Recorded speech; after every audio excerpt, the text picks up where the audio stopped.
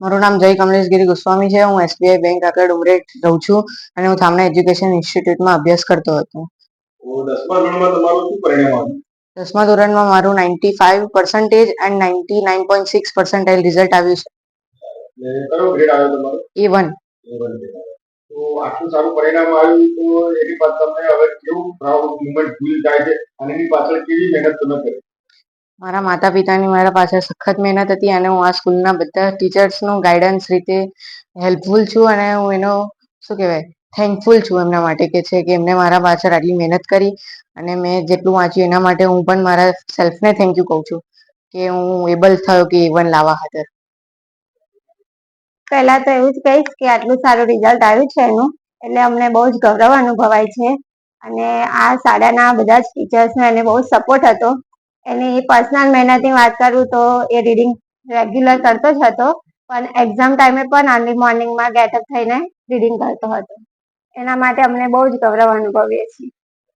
મા બાપ તરીકે તમે કેવી રીતે તમે સાથે રહ્યા આ અભ્યાસ ને પરિણામ માટે મહેનત કરો? જ્યારે પણ એને કોઈ પણ સપોર્ટની જરૂર હોય છે ત્યારે અમે એને બધી જ રીતે હેલ્પફુલ થઈએ છીએ.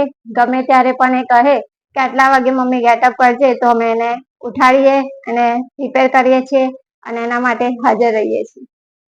આભાર. મારું નામ હુસેન છે. ઉમેદમાં રહું છું. હું થામના એજ્યુકેશન ઇન્સ્ટિટ્યૂટમાં ભણતો હતો. તો શું પરિણામ આવ્યું તમારું? મારા 12 કોમર્સમાં 98.91% અને 91% આવ્યા છે. તો આટલા સારા રિઝલ્ટ આવ્યા પછી તમે શું અનુભવો? મને ખૂબ જ ગર્વ થાય છે. શાળાના દરેક શિક્ષકો અને મારા માતા પિતાને ખૂબ જ ગર્વ છે અને મારા દરેક શાળા શિક્ષકોએ મને ઘણો સપોર્ટ કર્યો હતો. એની મોટી બેન છું. તો આટલું સારું પરિણામ આવ્યું તમે શું અનુભવો છો અને તે પરિણામ આવ્યા પાછળ ઘર પરિવારની સ્થિતિ કેવી થઈ? સર બધા જ ઘરમાં ઘણા ખુશ છે અને ઘરનો સપોર્ટ ઘણો હતો. બધા ટીચર્સ ખૂબ સરસ ભણાવે છે. બધાએ ઘણો સપોર્ટ કર્યો છે હુસેનને, તો બધા જ બહુ ખુશ છે આ રિઝલ્ટ જોયા પછી. હાલ ગુજરાત માધ્યમિક અને ઉચ્ચતર માધ્યમિક દ્વારા ધોરણ 12 સામાન્ય પ્રવાહ તથા વિજ્ઞાન પ્રવાહ તથા ધોરણ 10ના ઓનલાઈન પરિણામ જાહેર કરવામાં આવ્યા છે.